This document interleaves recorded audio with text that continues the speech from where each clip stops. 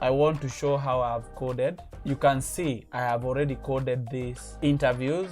I have coded all the sections with the different codes that you can observe on the right. And if you come to the codes section of NVivo, you can see I have developed different codes under the primary themes. We have the first primary theme is coping strategies of people with digestive disorders. I have a main theme and sub-themes, as you can see. For coping strategies, we have different sub-themes or codes including acceptance, avoiding generalized condition labels, dealing with emotional origins of disease, eating healthy, exercising, maintaining good mental health, resisting pressure, support from family. So those are coping strategies. Again, experiences of people with digestive disorder, we have damaging symptoms, dietary challenges, difficulty getting the right diagnosis, emotional challenges, lack of support from friends, lack of support from insurance companies, restricted social life, severe side effects from drugs, and worrying about what to eat. So these are the different sub-themes or sub-codes that are from the main or the primary themes,